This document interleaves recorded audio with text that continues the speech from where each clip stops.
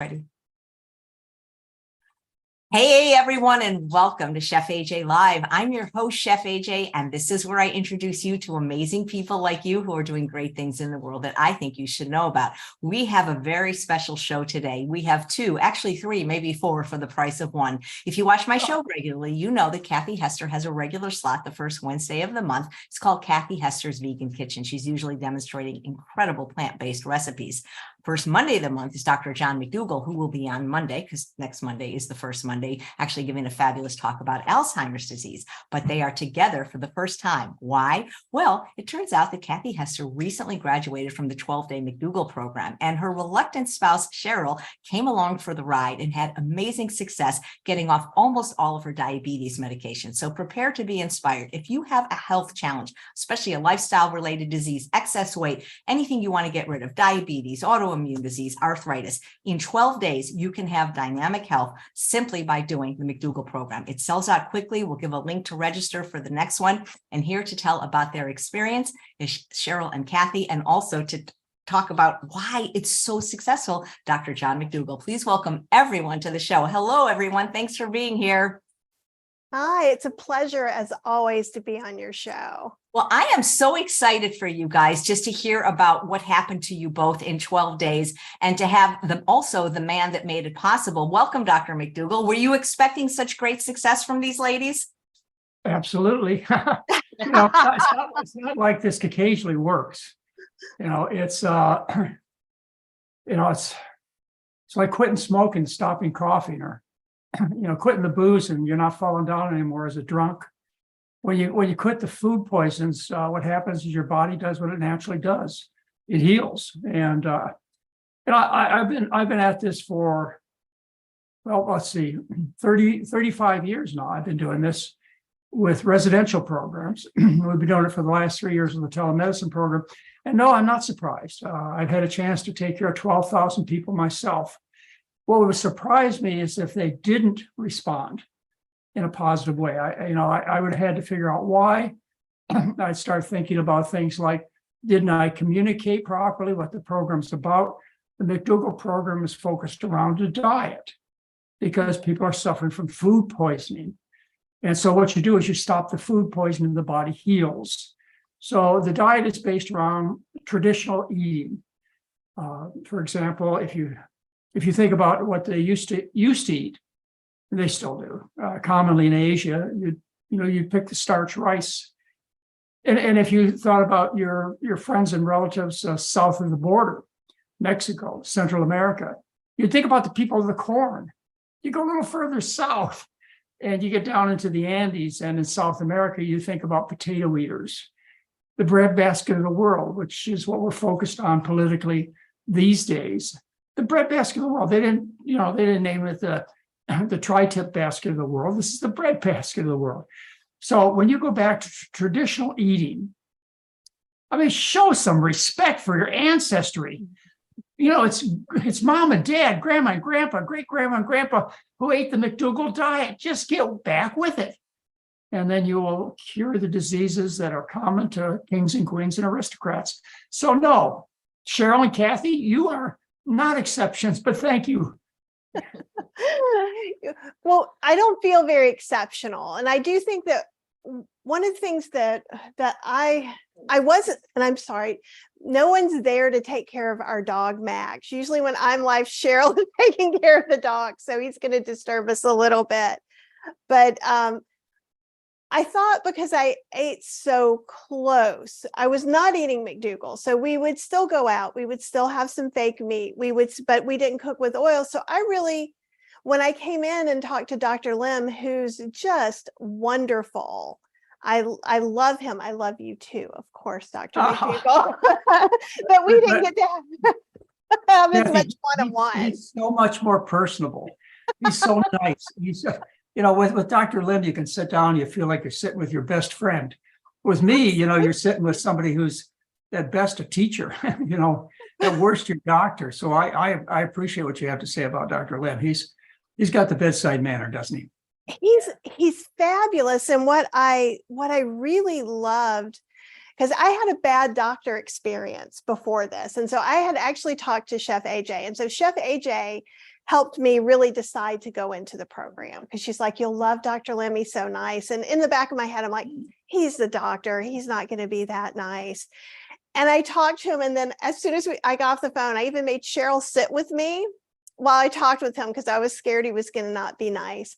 And I looked over and I was like, can he live with us? Like, he's just delightful. But I had told him, because I feel like I was adjacent. I was not compliant for sure. So I don't want anyone out there to get misconstrued idea of what the McDougall diet is. But I expected to probably not lose any weight, but to get healthier and feel better, you know.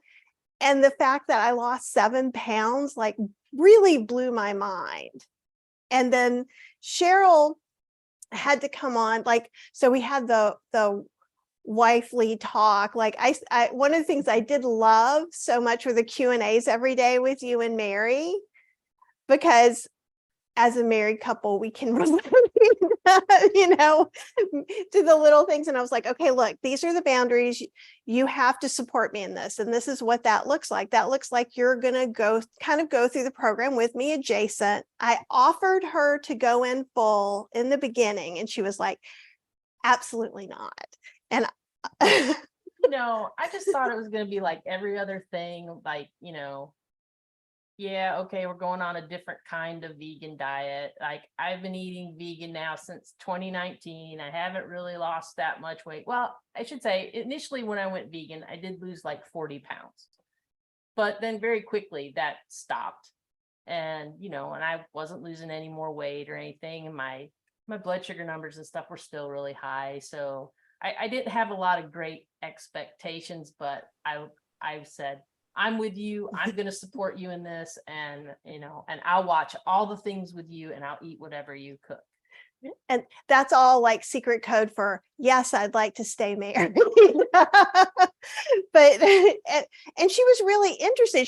Because like, that was the whole thing. Like, she really did do everything. And I think it was Tuesday.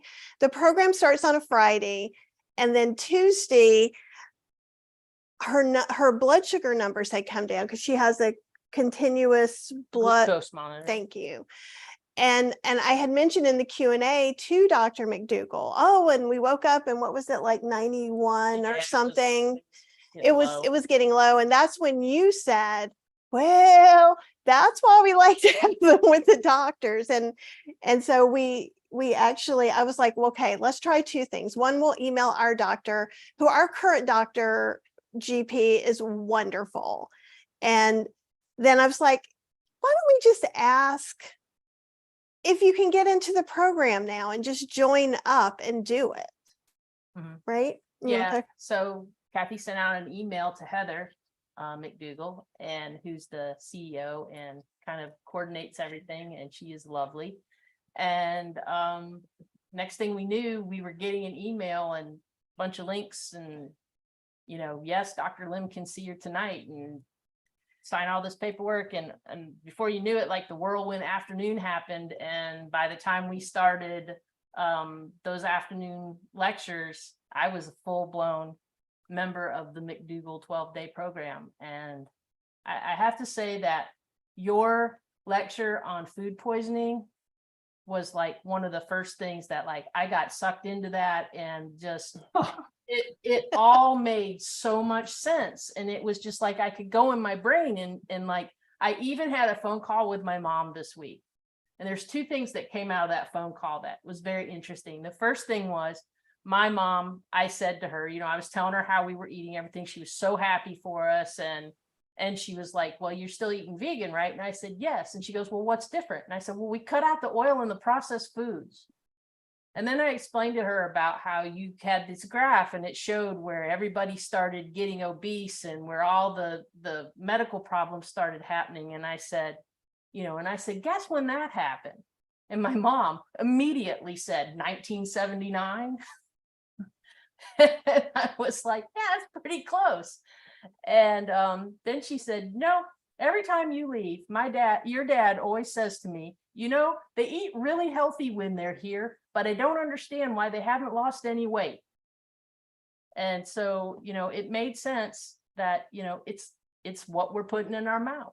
And like you say, the fat you eat is the fat you wear. And that was exactly what was happening to us with all the going out to eat and eating all the oil and stuff and the processed foods. Like, we got rid of so much food during that program. Like, we cleaned out the freezer and most of the pantry, and we gave it all. You know, we have a share program here online where you can give stuff to people who are in need.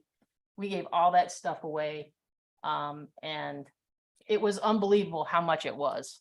It's true. And it's all little things. And what's so funny is Cheryl has never been a label reader. So I went vegetarian in 1983 and had been vegan for about, I don't know, 10, 13 years now. So I had to find the chicken powder and everything. So I've read labels forever.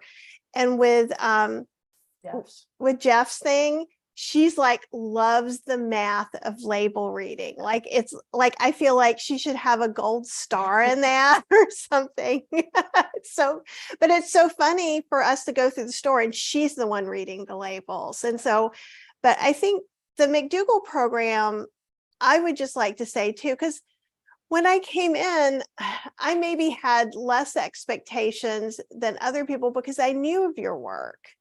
And I already believed in your work, and my recipes have options. So all McDougallers can eat for the past 10 years, right? And so I guess I wasn't expecting such a drastic change. I think I was getting a drastic change by Tuesday, but with Cheryl joining in and us being kind of a team on this and me not having to say, no, we're not going to go there. No, we can't have that anymore. You know, for us to kind of be a team makes it feel even better. But you talking about all the things, like, I think one of the questions that I've gotten about the McDougall program is just like, is it worth it? Right? Which is what we ask everything. We ask if this apple is worth that pound of price, you know, it's the normal thing. And it's not inexpensive. But what I'd like people to know is not only is it not inexpensive, she was already doing all the things and we added her in and gave you some more money because we felt like it was absolutely that much worth it. Yeah. Right. And I don't think that's It's just like we started talking about. You don't hire talent like Dr. Lim, you know, on the cheap. You just don't do that. Right. You know, we brought together the best people in the world, as far as I'm concerned. You know, Jeff Novick and Doug Lyle and, you know, Mary and Heather, and we have a team that is not second class. You know, if you're looking for a cheap program, or well, anyway, what I'm trying to say is the promise that we made to you, we make to everybody, is we're going to deliver the best we can. And yeah, it's gonna require talented people, and talented people cost money. So, and the other thing is we offer you not only the 12 days with us, and you know, I'm sure you felt like you spent the time with Heather and Mary and I and Tiffany and Stacy and Doug and Jeff. I mean, you basically lived with us for 12 days, but we also, you know, offer you an opportunity. In fact, everybody takes it. It's not just an opportunity to be supported for a year.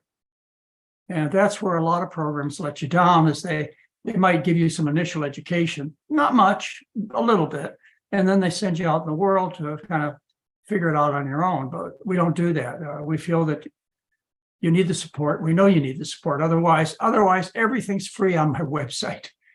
I was going to say that too. I sent that to a friend of mine because she came to me and she's like, and I'm not even going to say these falsities, but she thought 2 food groups that you absolutely allow were not allowed. I can't do that because I can't have X and X.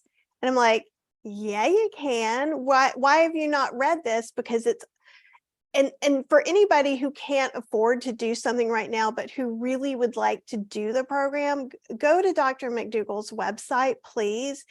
And I love the way you say, here, you can take it for free. Nothing is held back. And I've taken the program and looked through it, and nothing is held back for real. You don't get all this extra, you know, you don't see doctors, you don't, you know, have a health specialist and things like that. But if you're in a position that you can't afford it, you can still better your health with Dr. McDougall's knowledge. And I think that's so kind of you. And I think seeing that when I was looking at the program meant a lot to me, because you're so genuine in your concern and wanting to help people. And that meant a lot. The other thing that meant a lot was this year-long support, because it's easy to do something for 12 days. It's pretty easy to do something for 3 months. When you start getting it 6 months, that for me personally, that's when things get a little hinky. So thank you very much for putting so much thought in the 12-day program, as well as giving all the essentials out for free, because it's amazing. Yeah, I Well, really, I'd like to talk about some of the other reasons people should think about getting our support, but I don't want to violate any of your privacy. So if you'd no, Cheryl. go for it. Yeah, All right. Well, there are a few things that maybe you didn't hear or read in the program that, quite honestly, I refresh my memory all the time, and I find new research all the time. One thing is that, Kathy, one of the things you might have tried is vegetable oil to help your failing liver. And the thing is, this fatty infiltration of the liver is made no better, if not worse, by switching to good fats, omega-3 fats. The other thing is that, I was looking through the information on, because this weekend I'm giving a talk on diabetes. Every Saturday we have an intense lecture that goes on. It's a series of 5 lectures. It'll be this Saturday. But one of the things I was reviewing was how fat paralyzes insulin. And one of the papers that I pulled out, which was really an extremely well done study that would cause no one to question this, is vegetable fat paralyzes insulin as much as animal fat does. And so, well-intentioned people like yourselves with diabetes and liver trouble, fatty infiltration of the liver, and both you wanting to lose weight, you need to realize, and we were able to emphasize that for you, is that vegetable fat is just as toxic as animal fat is. And specifically, I'll show you the research on fatty infiltration of the liver and how you don't get better. You just end up stuffing more fat in the liver. And how with diabetes, fat paralyzes insulin, and polyunsaturated fats, omega-3 fats, flaxseed oil, fish oil, you name it, oil, paralyzes insulin and prevents it from being as active as it could be, as much as animal fat does. The other thing is that particularly with Cheryl, you say you got most of your diabetic medication. Would you tell us what you were able to stop, and I'll offer you a little bit of extra advice. I'd also like to know what your blood sugars are, what they've been, because I really don't know, Cheryl. I really am asking out of. So I was taking 4 metformin a day, and I was taking Ozempic once a week, and I was taking 50 units of insulin. And right now I am only taking 25 units of insulin. And Dr. Lim has given me some direction on when I should start reducing that. Not quite there yet, but I'm getting pretty close to reducing it for the first time. In the past week, my blood sugars have ranged anywhere from 90 to 120. Today was 123. And prior to starting the program, my morning glucose was usually in the 200s. My last time I went to the doctor and had it checked, I believe it was 204. The time prior to that, it was 240. And my A1C in January, before they started me on insulin, was double digits. Was like 10.4 or something like that. So I had gotten it down to 7.9, but that was all, with the medication and everything. And now let me carry our doctor visit on a little bit further, because I am one of your doctors, Cheryl and Kathy. Anybody who goes through the program, you're now one of my patients, and that's the only way that I take on new patients. I'm tired of one night stands. I can't get get excited about the 7-minute office visit. So for my own satisfaction, the only people I see, and you are my patients, are people who've taken the trouble to go through the program, either the live-in program that we ran at Stanley Hospital, or the resort program that ran for 18 years in Santa Rosa, California, or the telemedicine program we run for the last 3 years. Now, my instruction to you as your doctor, Cheryl, you need to get off the insulin. Okay. And I'll tell you why. The danger of you having a high blood sugar is what? Well, what would happen if your blood sugar went back to 200? I mean, it's been to 200 before. Does anything happen? Nothing. No. What happens if your blood sugar goes to 20? Yeah, I go into Okay, a it's coma problem. dangerous to have low blood sugar. So, my instruction to you would be to stop the insulin and see what happens, and your blood sugar may run a little higher, but that's okay. Because there's nothing dangerous about having a high blood sugar. Certainly not in the short run, but there's something very dangerous about having a low blood sugar, and that's what you're on the verge of suffering. Is hypoglycemia. You could get picked up for a DUI. You could get in an auto accident and hurt or kill somebody. You could fall off of a wall. It's very dangerous to have hypoglycemia. So you're taking 25 units of insulin. Stop it. Okay. Okay, and then see what happens. We can always restart it. Yep. So, it's always best on the on the side of too little as opposed to too much when it comes to diabetic medications. But, in time, I'm sure you realize, in time, your blood sugars will become normal. And it may happen quicker as it has over the last couple of weeks. It may happen a lot faster than you think. And you don't want to be in a situation where you hurt yourself from the medication. So, that kind of extra help that you're able to get by attending the program. And, I'm with you. Once you're a McDougall patient, you're a McDougall patient for life. That kind of help to, guide you along.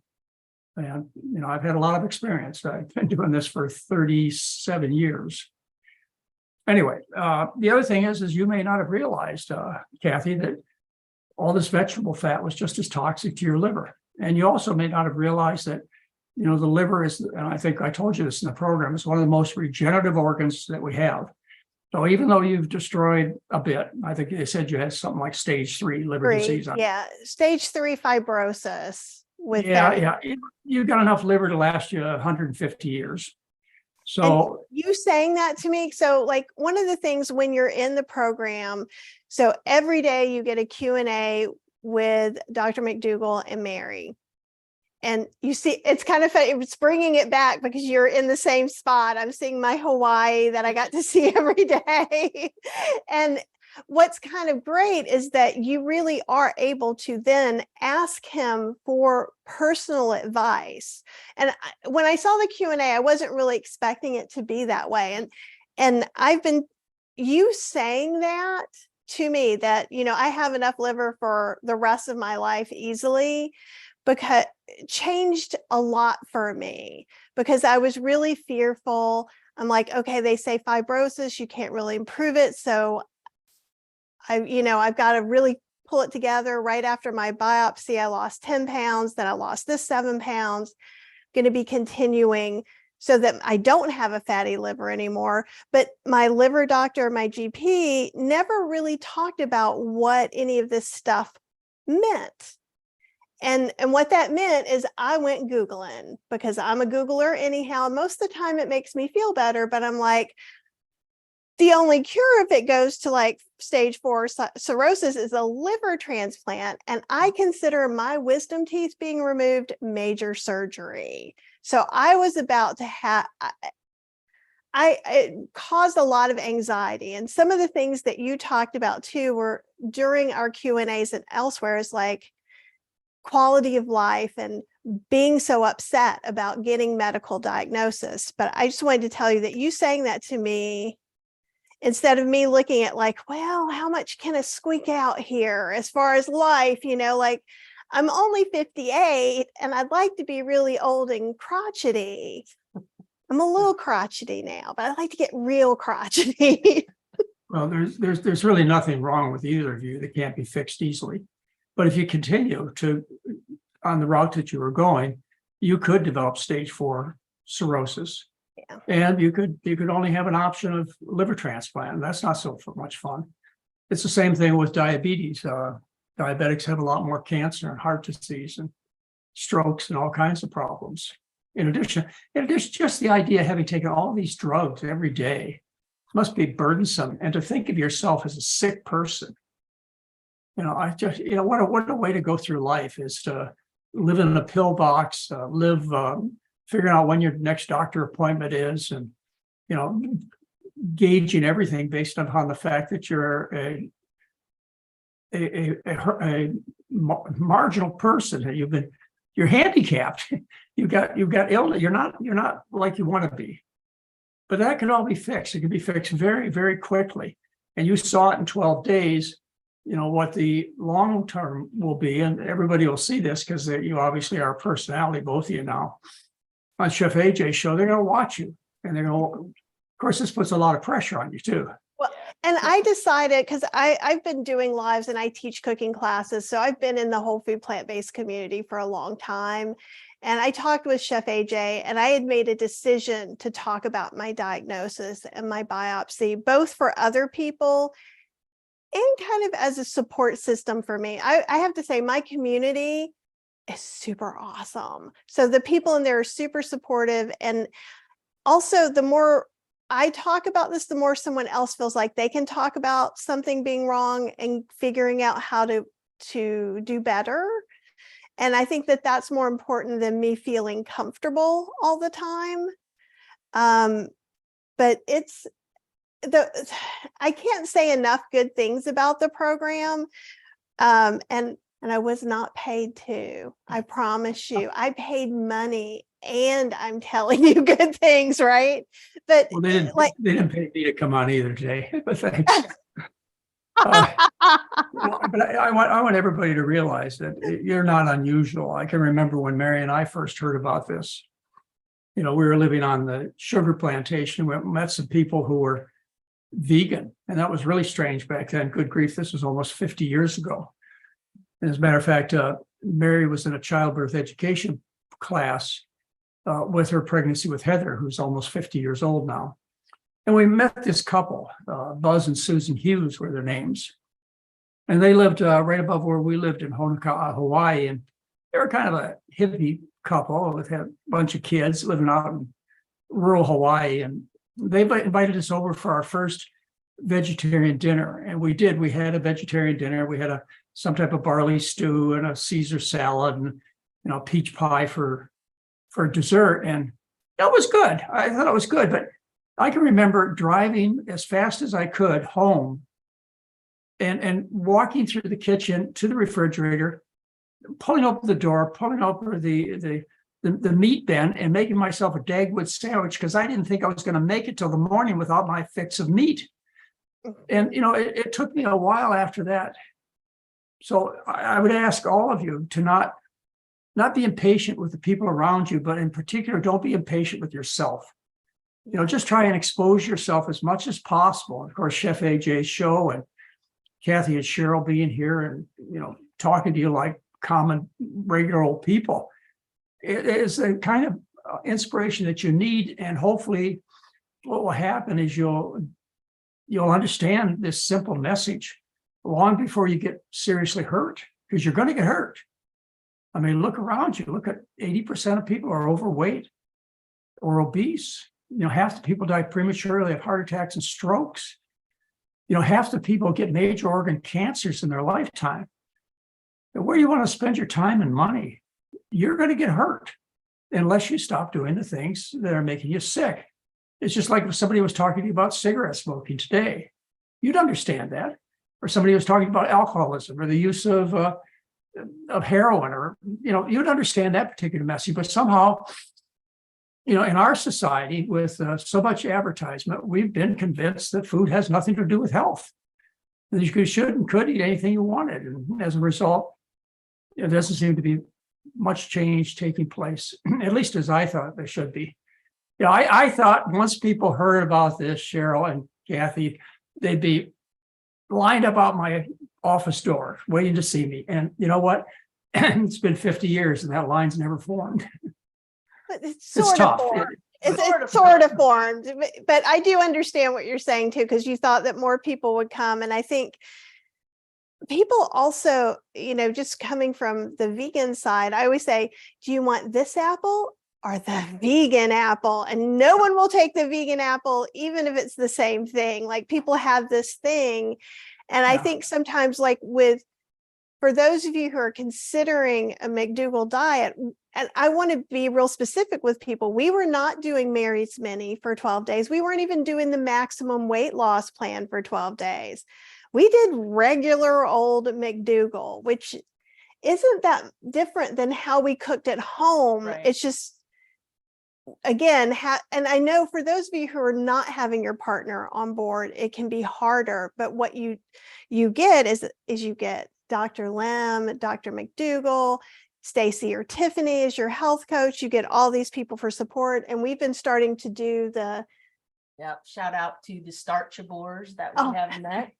Yeah. And, Well, that's one reason I don't call it a vegetarian or vegan diet.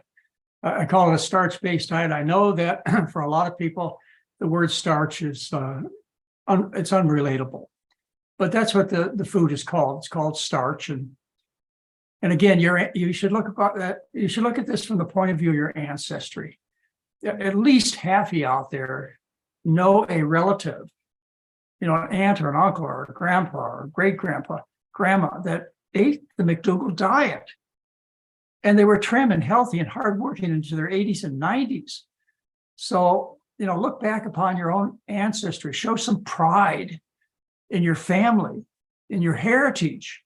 Switch to a starch-based diet. You don't have to be vegan. You could even drink alcohol if you want. You're over 21. You can smoke cigarettes. You're over 21. You can make decisions. But as Kathy and Cheryl and I are trying to tell you, we'll bring Mary in here in a minute, is that you need to have the right information or you don't have a choice. And once you have the information, actually I've had to kind of step back because it has been frustrating for me over the years. I have had to realize that I'm not going to make everybody follow the McDougall diet. And I need to get my reward, my worth, my self-worth out of people just like you two. I've had a chance to help a couple of people. And, I made a positive difference in your life, and I feel good about that. But as far as changing the world, I don't think I'm going to live long enough. But with a little help, I might. Come on, guys, how about a little help? We're trying for sure. And, even halfway through the McDougall program, I did a live because I was supposed to interview someone and we got our wires crossed. And I just talked about, this is what day 6 looks like. I did a Costco haul because I think a lot of times people go, oh, I can't do X because I live in the boonies. You got a Walmart, you can do the McDougall diet. You got a garden, you can do the McDougall diet. You live in the big city, there's all kinds of Whole Foods and stuff. You can do the McDougall diet, but you can do it on the cheap. You can do it on the fancy, just like anything else. But I mean, also the bonus of eating potatoes, like obviously I've never been of the mind that was going to go keto, paleo diet. But like, to me, that would cause like some sort of crisis if we couldn't have potatoes. And I love the way, Dr. McDougall, that you talk about, how potatoes are the most satisfying food. And they're also one of the cheapest foods. So are beans. So a lot of times I hear people say, I can't do X because I don't have any money. Well, beans, rice, potatoes, pretty cheap. Yeah, pretty cheap. And that's everybody's looking for the gimmick. That's the problem. And that's true. And there is no gimmick. It's just, There's no gimmick. I'm sorry. it's just you eat more than you think you're going to, and you eat things that you never thought you could, especially as a diabetic. I looked at potatoes and corn and fruit and things like that. It's Right. kind of like, and so, that's one of the reasons why I was skeptical to begin with. But here I am, like, eating potatoes like crazy. I don't feel like I'm neglecting any of my cravings or anything. Like, and your blood sugar keeps going down. Blood sugar She was just going keeps to tell going down. you, because like we took a big hike. We weren't going to take a Yesterday. big hike, but kind of didn't know where we were. So we took like 2 miles more than we thought we were We got going. lost in the woods. It's near the house. And then Cheryl was looking and your blood sugar had dipped really pretty Yeah, low. What was it? It got down to 66. So Yeah, see, that's dangerous. yeah, That's which what I'm is- worried about. You really and I need to was err on climbing the over side of rocks less. near a river. So yeah. But it's that's not- also why she just said, yes, Dr. McDougall, I will, will stop. without any questions or arguments, I will Yeah. do that. But that's because she was like, I bet it's getting too low. But it's crazy. And I'm not trying to make anything out to be gimmicky, but it's just, it ticks a lot of boxes. It's filling, it's not super expensive. It's simple. Her medicines went down so much faster than we thought. Like it's just kind of amazing. And I know I'm preaching to the choir, talking to Dr. McDougall about this, but I also want everybody who's watching. So I know you hear Dr. McDougall and he's awesome, and I will listen to him all day too, but it's also nice to see some people who are just like you, who did it and got results. Like, and Cheryl didn't even want to do the program. That's what's crazy to me. Because she's always been had more health issues than I have, but me having a health issue and her having to worry about me made her finally like decide she didn't want me to have to worry that way. When I was sitting in the hospital waiting for her to come out from that biopsy, like just, I was such a mess, just nervous. Thank goodness one of our friends that works at the hospital sat with me, because I was just like, and I was like, no, I don't want to ever go through this again. Whatever we've got to do to get her well was fine with me. And I didn't really like, I just always thought, well, I'm diabetic, I'm always going to be diabetic. But now I have hope. Oh, you that should.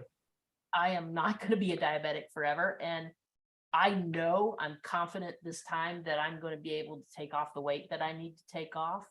I have more energy already. It's been what, 2 weeks or so. I did a 4-mile hike yesterday in the woods in rough terrain and didn't bat an eyelash, wasn't gasping for air, and like used to be going up the stairs a couple times would cause me to be winded. And I have so much energy. It's hard for me to sit still these days. Like I want to be up doing something. Like I get restless. And to me, that's kind of an amazing byproduct of this. Well, let me kind of summarize. Because of your experiences, you can now pick the days you are well. You can pick the days you're sick. Because and that brings me to a point, is sometimes people don't learn it the first time. Obviously, you two have been at it for quite a while, and your experiences have brought you to the point where you're ready to change. Well, just keep having positive experiences and try and get the negative experiences out of your life. Negative experiences are like a liver biopsy or heart surgery or shooting yourself with insulin every day. Those are negative experiences. Positive experiences are, taking a walk and finding yourself able to do things you'd never dreamed of doing before. Or again, I have to compliment Chef AJ on bringing together some like minds every day. And we all get to share in the fact that we're not really crazy. We're doing something very sensible because all of us are getting well. Anyway, it's exciting. You guys have the knowledge. And the other thing I hear from you that's really important is you really care about each other. It's just like, if anything ever happened to Mary, we've been together for 51 years. Good grief. I would do anything for her. And it sounds like you feel the same about each other, as you do anything to not be alone, to have each other's company. And I think a lot of you out there, most of you probably have somebody in your life that you feel the same way about. So you say to yourself, okay, I don't mind having a heart attack. I can go through heart surgery. Yeah, but how about those people around you? How about your mom and your dad, your kids and your brothers and sisters, and your spouses? I mean, what are they going through? How selfish to allow these people to go through such suffering on the account that you are not willing to listen to sense? Just, I don't know. I'm still working at it. Like I said, I've been at this for a long time. I haven't quite figured it out yet. I think you got it pretty figured out. Well, I got a few answers, and most of the time I got them right. But Yeah, no, it was such a great experience, and we really want to thank you very much for curating like this perfect dream team. And and you know, Heather is delightful. Like there was no one who wasn't kind of delightful. You definitely have your opinions, but you were, you know, but I feel like you imparted so much knowledge too.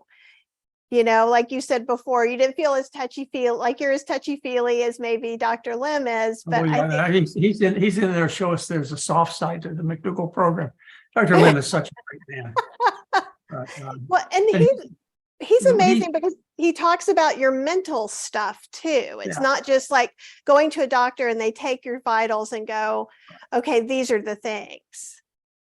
Well, everybody brings a different part of the puzzle in, just like Dr. Lyle. You know, he's trying to teach you that it's the behaviors that result from our emotions. You know, and we don't have to act on these emotions. We can not do destructive things. And so you've got a psychological point of view that's practical and doesn't make you feel guilty, gives you an opportunity to take action. And the same thing with Jeff Novick. He gives you a very practical aspect of dietetics, you know, not memorizing a whole bunch of figures and facts. He shows you how to read labels and shows you how they're cheating you. So I guess the way that I would summarize the education of our program is that we don't ask you to believe in us. We just ask you to let us open your eyes so that you can see this. And once you see it, nobody's going to distract you from it. You know, every place you go, all the friends you see, all the relatives you meet with, you'll understand why they're in the physical condition they're in. You know, it's their dinner plate. And, you know, it becomes obvious as to what the problems are. Now you have the problem of having the frustration I have, and that is knowing an approach that could really make a difference. And you mentioned that it's all positive. I just want to mention a couple other things before I get Mary to come in here. Is we also have issues of animal rights, you know, animal abuse, which to me used to be nonsensical. I didn't really understand the importance 50 years ago.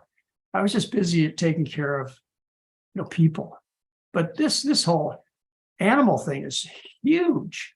I can understand why people are more concerned about the welfare of the cows and the sheep.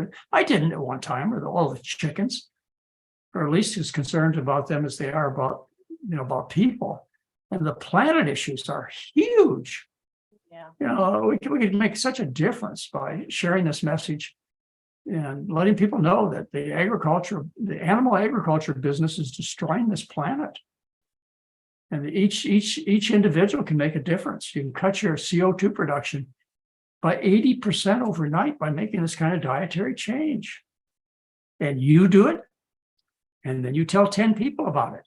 And they do it, and then they tell another 10 people, hey, we could conquer the world in the next 5 or 10 years. Hell, let's try. All right. Anyway. Let's see if we can get Mary to stop here and say a little. Can I ask a question? Is that okay? So first of all, like I'm just jumping up and down. Like I'm so excited that they even considered doing the program, because Kathy's been a dear friend of mine for years, and I've met Cheryl. They've come to my conferences. You know, you just can't go up to people and say, "Hey, do the," you know, the student has to be ready. But I'm curious, ladies, like, was there a period where the food didn't taste as good to you right away? Because you have a secret weapon, Cheryl, because you have Kathy. And I knew that if anybody could succeed, I mean, Kathy is such an extraordinary chef, recipe creator, teacher, that I knew that if she got the information, she can make anything delicious. And so, you know, there was kind of an advantage there. And I was also a little nervous doing the cooking demo because Kathy is like amazing. And I'm like, what am I going to teach her? But I'm just curious, like, what tweaks did you guys have to make to your cooking? You know, I'm interested because people are saying, well, you know, Kathy cooks this way. Was it a big jump? Was it a big step? You know, okay. There were two things I'd like to say. So one is, since Cheryl, I kind of made Cheryl do it with me to begin with, is that I made sure I made kind of a very compliant but fancy dinner. So since we weren't doing the maximum weight loss, we could have some tofu. So I made some air fried tofu with oat gravy. I made, mashed potatoes and greens, which is one of her favorite meals. So, and then, we got to have pasta, right? So we had some chickpea pasta. So a lot of things were much more normal. If you had just like a little camera on us, you would be like, they're not doing the McDougall program. But yeah, we were. And we had oatmeal every day, which we used to. And now we're back on it. So we're on y'all's team of oatmeal every day for breakfast. And I just throw it in the slow cooker, the Instant Pot, and it's ready when we get up. The other thing that's changed is instead of just kind of like waiting to decide what we want to eat, we have stuff that's ready to go. So we are not tempted to go get food somewhere or anything like that. So we keep some brown rice in the refrigerator now. We keep some potatoes that are already cooked up and ready to go that we can just pop that stuff in the microwave or the air fryer. Or the air fryer and just, it's ready.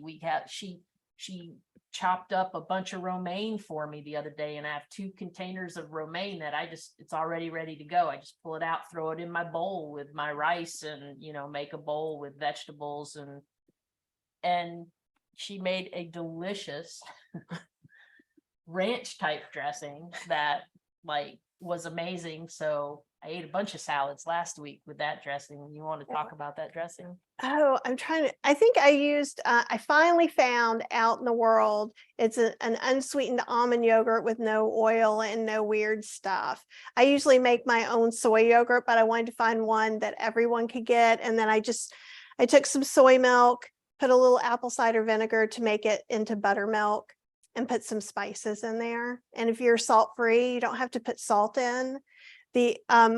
And Mary may have a different one, but my favorite, like plain no salt blend, is to take a tablespoon of garlic powder, a tablespoon of onion powder, and a teaspoon of ground celery seed, mix it together and use it as you would salt. It adds a little something to the tongue, but then it doesn't make everything taste Mexican. Like if you have a Benson Table Tasty, or sometimes they taste all the same.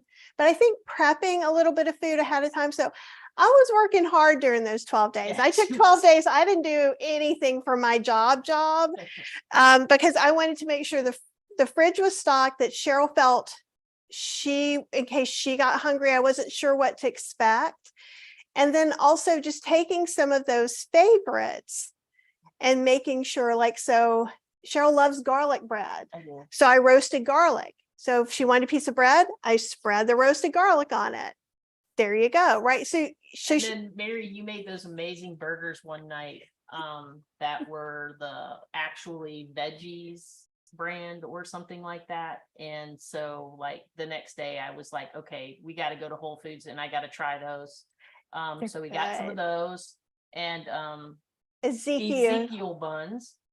And I actually had a burger. And so I don't feel like I'm missing out on anything, because yes, I have an advantage because I have her and I can say I'm craving this and she can figure out a way to make it compliant. But also at the same time, I'm not afraid to go into the refrigerator and just pull out some rice and pull out some vegetables and just make something myself. And it's simple and I don't have to think about it, and it's filling. And I think that's a great thing. Well, it's like Dr. McDougall says, everybody needs a Mary, and Kathy is your Mary. And you know what I'm thinking, guys, is, Kathy, I see a new cookbook in your future. Kathy Does McDougall. Something like that, because you are so talented already. And one of the things, Dr. McDougall and Mary, you may not know, because I don't think you knew Kathy until then, is even when maybe she was using oil or other things, Kathy always knew how to do this.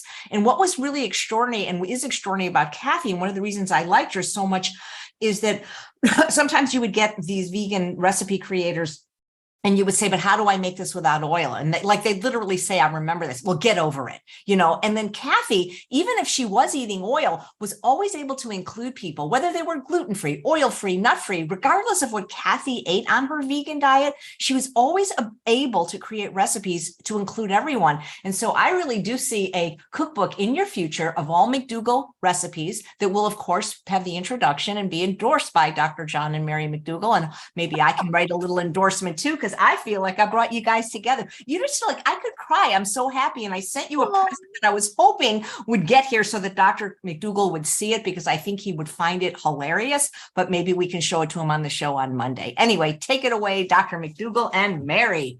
I'm wearing the same color as Mary today. Cool. Here I am. Here I All I am. can say- Hi. all I can say is that life would be really tough if I didn't have Mary to help me in the kitchen. But I buy oatmeal by the 25-pound bag, so I'd still be alive. So, things would be a little simpler, but I don't think I could ever eat the other way again. I'd probably have the same thing over and over again. I'd find, like you did, the burgers. I'd probably put together burgers myself. There are a few other packaged foods out there that fit what I would consider a healthy meal plan. In other words, they're starch-based, oil-free, and animal product-free. So I don't know, we'd survive. 30 years ago, and none of that stuff was available. You had to make everything from scratch. Yeah. There was nothing when we first started out. You couldn't find actual veggies that were frozen. You had to make your own burgers from something else, and you couldn't find Even fake milks, you had to make rice. Yeah, I had to make my own milk. You couldn't go to the store and find there's a huge assortment of almond milk and soy milk and rice milk, and you couldn't find any of that. In our original cookbook called Making the Change, which I believe we published in 1978, Mary has a recipe for rice milk. We didn't use soy milk because soy is relatively high in fat. So she put together a rice milk for people. And of course, that's one of the things that I could have done, Mary. I could have gotten into the healthy candy bars. I could have gotten into the soy milks, but instead I just thought I had to do things a little bit more. I felt I couldn't make any compromises. Healthy candy bars, I'd be a billionaire by now. Yeah. The McDougall candy bar. And I could have probably made it pretty healthy. What do you think, Kathy? Can we work on that recipe? It would have to have a lot of nuts to be a McDougall candy bar. Oh, man. I'll tell you. I'm curious. The comments, I don't know if you guys can see them, but people are so happy for you. Zena says, I'm literally crying because it's just such a wonder. And I know how you feel, Dr. McDougall and Mary, when people reclaim their health, how wonderful you feel, but especially when you love somebody and their friends, like you can't make them do it, but when you see them on the path, and I just see a future for you two that's just going to be so bright. And, you already have helped so many people, Kathy, just through your recipes. Think about how many more you're going to be able to help. But I'm curious, I never told you this probably, Dr. McDougall, but I had tried your diet a long time ago and I couldn't stand it. And I think it was because I was eating such a high fat vegan diet, not necessarily nuts, but, I was eating, oil and vegan junk food that Charles reminded me of this. This was so many years ago. This is like when you spoke at VegSource for Jeff Nelson. It might've been 2008. And I remember we went to Sharky's and we got a burrito and it had beans and rice and salsa. And I almost passed out. I'm like, this is disgusting. And I realized because I was missing the fat, and, but now that I eat this way, it's I can't imagine eating that way. And I just love that I get to eat so much food. Do you guys like that about this program? Because I just cannot believe how thin I am and how much I eat and how much I get to eat every day. And that to me is the best part about the McDougall diet. It's you get to just stuff your face. I told there were two things, but first I told Stacy, I'm like, if I were you, I would think I was lying. It's impossible for me to eat this much food and lose 7 pounds. That's crazy talk. It's just not possible. And then we were both I think it was the second day, and we had that second bowl of oatmeal, and we both just kind of went from to oh, we're being very naughty. We're having a second bowl of oatmeal. And we talked to Stacy about it and I know I'm 58 years old. I'm supposed to be able to talk to myself that I could have a second bowl of oatmeal, but I needed a little extra support on that. And then it's no, you really are supposed to eat until you're not hungry, and not hungry being an 8-ish out of 10. So not where I think everybody, maybe you guys have eaten, or Thanksgiving, when you're oh, I ate so much, I don't feel good. You're not supposed to be that kind of full, but full enough, and then we'd be hungry and it'd be time for lunch. And we were like, what? Because We used to never eat lunch. we didn't eat lunch. The doctor that I wasn't thrilled with had us on intermittent fasting. And she's like, it's even better if you can wait this long, and it's even better. And then we kind of realized in the week, that we had messed up our hunger signals by doing that, I think, because it wasn't just a natural, like, oh, I ate a lot for dinner. Like you guys would talk about that. So I didn't eat much this morning. It wasn't like that. It was like, hungry is bad. Don't have more than a half a cup of fruit all day. Or actually, she was concerned about me having a half a cup of fruit more than like once a week. It was very restrictive.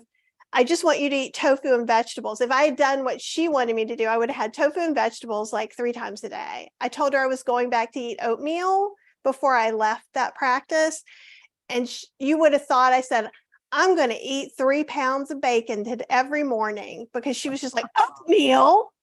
That's crazy. Why would you eat oatmeal? I'm like, I'm whole food plant-based. Do we need to talk about this? But how did you feel? Because you never went hungry for I sure. never went hungry. In fact, like now I think I've got my system to where I eat till I'm full. And then if I'm hungry, I eat a little something, like I might have an apple or something for a snack. And then, I'll have another meal. But I find myself, some days I eat more than others. Some days I'm more hungry than others. But for the most part, like I can feel a regulation happening in myself. The only thing that I still notice that I have sometimes is I think I still have a little bit of Ozempic stomach going on, where it feels like things aren't quite working the way they should yet. And I was curious, Dr. McDougall, if you had any idea of how long it might take for all that to pass. Well, the Ozempic drugs are given, I believe, once a day injection. So you were taking it once a week. I heard you say that. And some of the drugs are only given once a week. But I think the dosing on Ozempic is like daily. So it should disseminate from your system, I would think, within a week. This is there's a lecture that I actually gave last Saturday. It's a culmination of like 50 years of research. But it starts out by asking people to believe that there's nothing wrong with them. You see, if you start out believing there's something wrong with you, your stomach's too big, it got stretched out, you've got a psychiatric problem, you've got too efficient of hormones and genes. And, if you take that attitude, it's you're the problem, then you can't solve it. There's nothing wrong with you. And then the next thing I ask people to realize is that they're hungry for a reason. And that's because you need to take in nutrients. And that was not a mistake of our creator. It's just like we have a breathing drive and a thirst drive. The hunger drive is not wrong. What's wrong is we try and satisfy it with the wrong kind of nutrients. The hunger drive responds to starch, to carbohydrate. And this is the next section of the talk that I give. And then what I ask people to do is to realize how powerful hunger is. If you have any doubt about how powerful hunger is, just don't eat for 24 to 48 hours. You'll be thinking of nothing else but food after about 24 hours. Try it. See what happens. See how powerful you are against this hunger drive. You're not going to last 48 hours. You'd kill it after 48 hours to get something to eat. So anyway, the way we try and deal with that is we either suffer with pain, which is what dieters do, or we go on these low-carb diets and we go into a state of ketosis, which suppresses the hunger drive, or we take these semi-glutides like Ozempic and Wegovy and a whole bunch of Mounjaro. And you take these and they're poisons. They're poisons that come from the Gila monster, which is the only lizard in the United States. It's in the Southwest United States. And this little monster, only about that long, he makes a poison in his lower jaw that makes you sick. And that's what they've done is they've taken Gila monster poison, and instead of the poison only lasting for minutes, they've made it last days or weeks. And so they make you so ill, and you are ill. I mean, the desired effects of taking these drugs is to suffer with nausea and vomiting or diarrhea. And, that's the desirable effects. That's what they're trying to do. So you're so sick you can't eat. And the problem is that you lose an average of 37 pounds. It takes 68 weeks or about a year and a half to lose it. And it costs you $17,000. So you can either be hungry, you can go into ketosis on a low carb diet, you can make yourself sick with various kinds of drugs, or you can eat. And one of the things I told you in the program, and I'll tell every one of the listeners out here, the more you eat, the healthier and trimmer you will become, because you've got to get a proper relationship with this hunger drive. It's like me asking you, instead of drinking six glasses of water a day, which is what you want, I want you to drink 6 a week. Instead of you taking a breath 18 times a minute, I want you to only take 12 breaths a minute. Would you do that for me? It's as silly as me telling you, I know you want to eat, but you can't because there's something wrong with you. No, what you need to do, just like with breath, you need to take in oxygen. And with thirst, you need to take in water. With hunger, you need to take in carbohydrate, sugar. This is what satisfies the hunger drive until you realize that. And of course, when I say sugar, I mean starch, like rice, corn, and potatoes. But if you start with the attitude that you're a genetic defect or you're somehow anatomically improper, you've got too big of a stomach, or even if you say to yourself, well, the problem is me, I don't exercise enough, then you don't stand a chance. You just have to get the right rules. Eat. The more you eat, the healthier term you'll be. Promise you. So, you're doing exactly what I wanted you to hear you doing, Cheryl and Kathy, is you're showing respect for your body, and you're eating as if you're a normal person. But not wrong with me. I'm just eating the wrong food. Food poisoning. It's called food poisoning. And that was a great talk. That was the talk that really got Cheryl invested, honestly, because I think we get so many messages out in the world, especially women, we're not right because we don't look like the Victoria's Secret model, or we're not right because we don't look like this. And everything is about, and especially even at 58. So probably when I was 10 reading magazines, those sorts of things come up. How can you lose weight, right? We can even go right now, if we went to any grocery store anywhere, you're going to find a magazine that talks about how someone lost 90 pounds doing something, like breathing near a tree. Who knows what? It's always some made up thing, right? I lost 800 pounds by standing on one foot for an hour a day. Instead, we're always looking for these super quick fixes. And I thought I was taking the slow road, doing the McDougall. That's why I was so shocked that I lost more weight than I thought I would, because I'm like, this is the right way. You're not depriving yourself. You're not torturing yourself.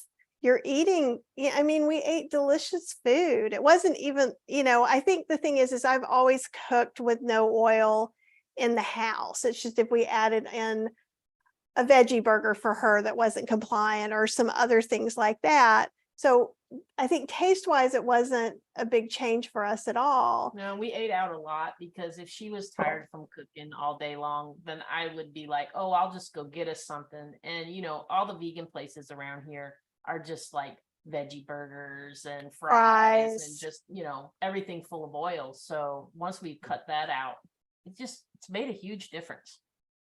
It was easy. We try and pick our barriers carefully. And what you enjoy eating is you enjoy salt and sugar. That's the taste buds on the tip of your tongue. You need to respect that. Sugar should be in the form of potatoes and oatmeal and rice and corn and pasta and breads. That should be the sugar you eat primarily. But we even allow a little bit of table sugar, white sugar, brown sugar, honey, molasses on the surface of the foods. It's the same thing with salt. If people don't like the food when they start out, it's because of its low sodium. All you have to do is take the salt shaker and put it over your soup or your stew or your pasta or whatever, just put a little salt on it. All of a sudden it becomes your favorite dish. Put your favorite spices in it and so on. I'm not trying to tell you that little salt, little sugar are health food. They're not, but they're not the problem. And if it encourages you to eat a starch-based diet, then I'll give you a little sugar, I'll give you a little salt, I'll give you the spices. And Kathy, of course, as a world-class chef, she knows that. People like spice, they like sweetness, they like saltiness. They don't like raw chicken or even cooked boiled beef. And they really can't even eat cheese if it isn't loaded with salt. If you can find saltless cheese, which I don't know where you get it, you wouldn't eat it. It's just a glob of grease. So understand how you're responding. Your hunger drive is normal. There's nothing wrong with eating. And they didn't put taste buds for salt and sugar on the tip of your tongue as a mistake. And by the way, there are taste buds for starch on the tip of your tongue that are just as powerful as the sweet tasting taste buds. We're normal. You wouldn't know it by looking around, but people are basically born into the world normal.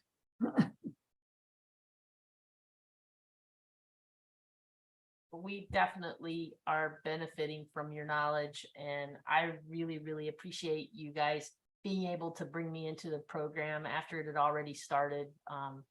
This has all been very life-changing for me, for sure. Well, Heather gets to the point where the program's full, which happens quite often.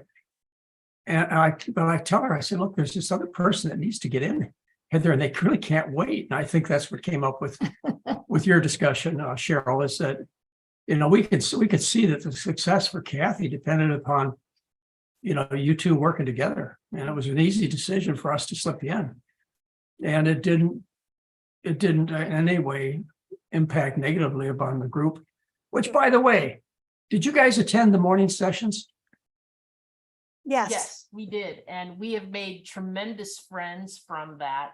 Actually, two of the participants, I don't know if you remember, Christine and Kevin Silva. They would be together. They're traveling in the van. So they were always in.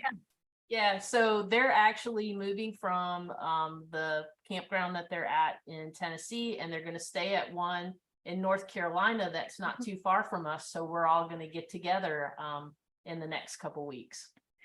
And so we have this morning. That's fun. Yeah. We have this morning session where none of the staff attends. It's just all the participants get together and they talk story. They talk about how they're doing, what they like, what they don't like. And, we're pretty confident that a lot of positive message will come out of that, or otherwise we wouldn't have this meeting. But it works out well. You realize that not only are you getting well, but the person next to you that just had heart surgery is getting well. The person next to you has cancer, they're doing better, et cetera. Kidney failure, they have hope. Liver failure, they see that they could have a normal, healthy life if they, took care of themselves. They start to realize that as a group, this is something that affects basically everybody. It's the food. Just fix the food. Fix the food and come back and tell me in 6 weeks that it ain't the food. You won't do that. It's the food. And today was the first day I went to the alumni group too. So we have our session Zooms that we do, but then also every week there's another Zoom for all the alumni from all the different programs. And I think tomorrow, and that was really nice. Everybody was super welcoming, and it was a fun conversation where you could talk about, if you had questions, like maybe I'm not sure what to do if I travel. That was a big conversation today. And we're going to be traveling because Chef AJ gifted us some tickets to the conference she's doing in September, and I'll let her talk more about that. But so we're going to be going to Sacramento. So now we're like, okay, now we have to plan this, but we have this resource of people who've been doing it for years to give us some tips. And we have 6 restaurants up here that do vegan SOS free. I mean, it's like unbelievable up here. We did up here what Dr. McDougall did in Santa Rosa. And some of the restaurants already have the SOS free vegan menu. 3 of them, you have to kind of tell them the day in advance. It's going to be amazing. I'm excited. We're so excited about that. And we're excited about it's kind of like our reward trip. Well, So you'll get to meet Dr. Lyle in person because he's one of the speakers at the conference. that'll be awesome awesome. too. We'd love to get Dr. McDougall at the conference, but I don't even ask him anymore because he doesn't like to travel. I am traveling this September, though. I'm going to the Plantrician Conference, and any of you who live in Palm Springs, isn't that where it's going to be, Mary? Yeah. Palm Desert, Palm Desert. Right, close to Palm Springs. Yeah, we'll be at the JW Marriott. The Plantrician Conference is having a big meeting, 500 or more healthcare professionals. And they have honored me by giving me an honor. It's what do they call it? Luminary. A luminary award, which says that it's time for you to retire, John. we're gonna give you awards and kick you out and take over. I don't know, but anyway, I'll be there, and Marion will be there, and it's the Plantrician Conference. So any of you that are in the area, I think you can sign up if you'd like. You meet a lot of great people. They're really good speakers at this conference. Very So cool. that's something we're doing. So I will be going out of the house, but you're right. I don't. Not often. I don't really feel the need, and it's because of COVID-19. COVID-19 put us in a whole different world in the sense that we can have conversations just like this. If you'd have told me this 5 or 10 years ago, I'd have said, you're crazy. This will never happen. Technology could never move this fast. But look at what we're doing right now. It's almost like we're sitting across from each other at the table. Right. We live in a wonderful world where we have the possibility of controlling the future. We just have to get the truth out there. And that's a matter of enrolling as many people as we can. That's why I keep telling Chef AJ, she does a podcast, but she really ought to be on the level of Jay Leno or Johnny Carson. And I've been on both of those shows, believe it or not. Oh, you're that good, Chef AJ. And so, you keep all of us together, and keep the truth up front. And I just want you to know how much we appreciate your. Thank you. I appreciate you coming on. Hey, Cheryl and Kathy, what was your favorite part of the program? Was it the day? I know everything was great, but what did you love the best? Gosh. For me, I loved when Dr. McDougall and Mary would talk about what they had the night before,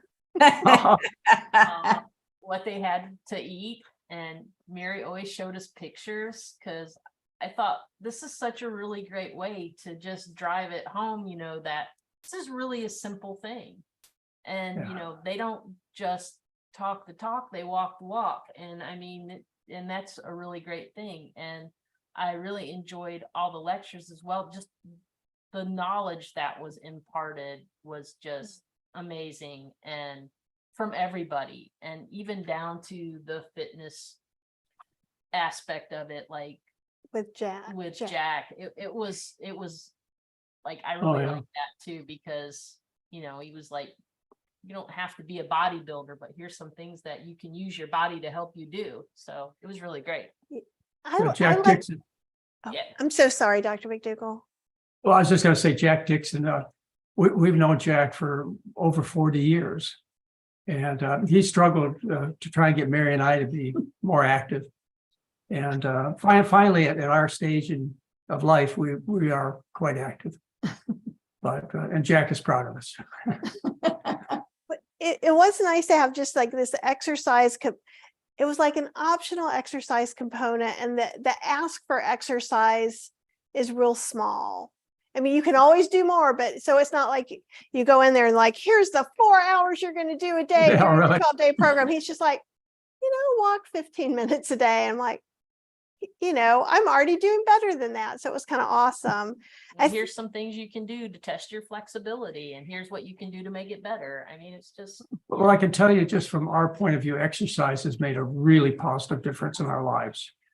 But you can have a similar success just by eating well. And the evidence that I offer for that is the fact that you're old enough, both of you are old enough to remember before 1980, when you saw pictures of people from Thailand or Vietnam or China, everybody was thin. And now, of course, especially if you fly in first class or business class on the airplanes, the Asian folks have really adopted the American ability to fill a first class seat from armrest to armrest. That's the typical Asian state. But my point being is that of the people that you saw, the 2 billion Asians you saw before 1980, living on a diet of 90% rice, many of them were school teachers or house husbands or housewives or ministers, or, they didn't have a lot of physical activity, and yet everybody was trim. So, it'd be nice to exercise. It offers an extremely important part of better health and better looks. But, just because you don't exercise doesn't mean you couldn't get rid of your diabetes or fatty infiltration of the liver or heal your atherosclerosis. I mean, it's the food. Just fix the damn food. That's all you got to do. It was really nice though. I really liked Jack because at first when I saw him, he looked so big and tough and he's super buff. And I was like, he's the person I might not talk to at the gym because he seems a little scary. But then he opened his mouth and I was like, I really like you. Because he explained things and he was so supportive. And he's like, if you have differing abilities, here's some things you can do. And so I liked him a lot too. I have to say, it's kind of a tie, but Dr. Lim and Stacy was my health coach, or you guys call it support specialist. I've decided she's my health coach, if she is or not. It's another story maybe, but the two of them, like Dr. Lim, I met with him 4 different times and I just felt really connected to him. And I felt like he kept offering me different ways to look at myself and my situation. Like one of the things that he said that was really powerful to me was you need to love on that part of yourself that you kind of want to cut out to do this. So like he went with me on a more like, he could tell I'd been in therapy before, I think is what the deal was. But, and offered me some things there to look at differently. And he was just so gracious about sharing his own personal stories to drive some things home too. And Stacy was just, no matter what you throw, and I've heard about Tiffany, so the other support specialist who I don't know, it's like you can ask them anything. So we're weighing ourselves, and see, I have no secrets. This is the first time you're going to hear me say poop, though, publicly on live. But it's like, do you want the pre-poop weight or the after poop weight? Do you want to know about like we're having this conversation with an individual we don't know that well, right? And so since you're starting off that way, there's anything goes. Like, so when we said something like before even Cheryl was in it, yeah, very quickly everybody just kind of felt like family. Yeah, I guess is the best way to put it. I was going to ask that, Kathy, you said you saw Dr. Lim 4 times, but if you needed to see him 12 times, would you have had any problem? no. Did he make himself available for you? Oh no, he was amazing. And the first time was the kind of pre-program one. So for those of you who don't know, like you do pay a fee, but then that fee, if you join the program, the fee is applied to the price of the program. So it's kind of a no-brainer if you're having questions. And he just felt right. And and I explained that I had a really bad experience. And he took that in consideration, and he remembers everything. Like I had, and maybe it's notes. I don't care. All I ask is a doctor look at the chart before they come in to go, why are you here? Well, I'm here for my normal thyroid test that I come in every time for, right? Yeah. I just want you to remember something.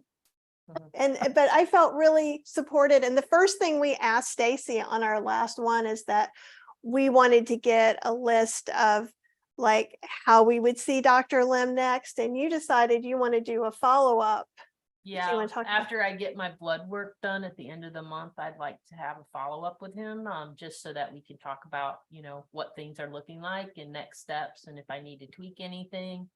And I feel like that's not going to be a problem to get access to him at all. No, and the sad thing is Dr. Lim will lose another patient. That's one of the problems with being in this kind of practice, is that pretty soon you figure out you don't have much follow-up business because people get well. And they ask a question, a very simple one you'll be asking shortly. It sounds like you're already asking it, is why do I need to see a doctor? I'm not sick anymore. I'm not taking any drugs anymore. Why should I see a doctor? Well, you shouldn't. I mean, doctors are, they're for important purposes, but you're always in trouble when you see a doctor. Just like when I hire attorneys, I'm always in trouble. Fortunately, I'm not in trouble very often, but I don't want attorneys working for me. I don't want morticians working for me. I don't want doctors working for me. I want to be away from these people who deal with me when I'm in trouble. Unfortunately, most of America is in constant trouble. And I can't help them with their legal problems, but I can certainly fix their health problems. Can I say something about Dr. Lim? He really saved the day, because Kathy and I text a lot, and I knew about her health challenge, and she was asking me about this place and this place, and she almost was going to go in a different direction. And Kathy's a Taurus like you. You can't tell a Taurus what to do. And so she was, and it's not that I dislike the person that she was going to maybe go work with. I think the person is also a fine doctor, but I really felt that the McDougall program would be the right fit. And so I said, listen, just have the consultation with Dr. Lim. If you end up doing the program, it gets credit. If you didn't, it was still, it's still a reasonable amount of money to spend. So I think that's a great option. You have Dr. McDougall for people that are on the fence, because once they meet Dr. Lim, it's like a no-brainer to, of course, sign up for the program.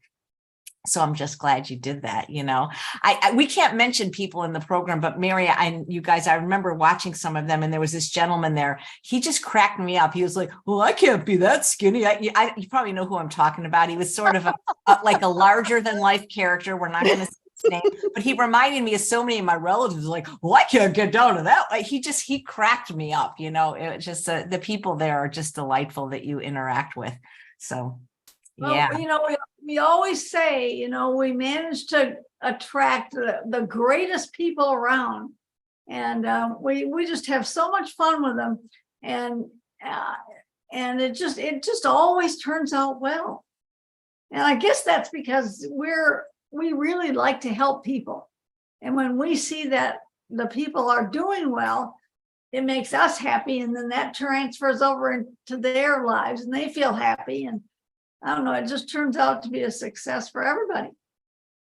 Yeah, it was a really great group of people. I don't have anything to compare it to like you do, Mary, obviously, but it was really comfortable. And, I think going through as a group is super helpful. I've been telling everyone, I don't know, Chef AJ, I don't know if you know this, but I've been telling everyone, you're the reason that I went to the McDougall program. And I think because I was panicky and anxious about my health issue, then you start Googling and looking around and seeing what all things are there. And then when you're in that kind of panic state too, you're not necessarily thinking about what's the easiest thing, what's the most logical thing. And so I feel like Chef AJ was the kind of that voice of reason, because looking back now on what I had narrowed it down to, it would be Dr. McDougall's program, hands down, without a second thought. I have zero regrets, A, that I went in the program, or B, that I didn't go into a different one. And having the year-long support, and then also having Dr. Lim and Dr. McDougall be basically your doctors for life. And that doesn't mean you don't pay for appointments. So don't be thinking about that, because of course they have to live and eat and pay their bills too later on. Cheryl, I forgot to tell you, I'll send you a bill for that. I was just joking with you. I do. But it's just when Chef AJ told me that, I don't think it landed the same way as it did like when we were like 10 days through the program, I was like, oh, I'm so glad that there are doctors for life. Like when you don't know, you don't know. But once you're like, oh no, I feel really connected. They're really smart. They've got a lot of information that, other people aren't paying attention to. And that's something we need in doctors. Right. For us, I think everybody does, but I don't think everybody goes and searches it out. So it's really well developed, and the fact that you get a year of support is unheard of.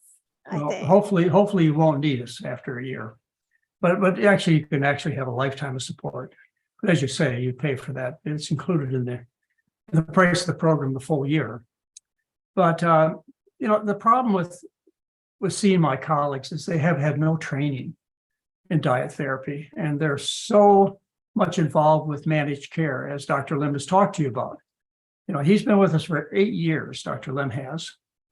And when he came to us, we knew he had the qualities that we wanted in a doctor, but he had a whole re-education that he had to get, because he was trained under the standard system, which is to manage people. You even hear him talking about that when you listen to the advertisements for Ozempic or other diabetic pills. They talk about managing the disease. Well, that's what the medical profession does. It switches you from one brand of drugs to another brand of drugs, and it sends you off for devices and surgeries and so on.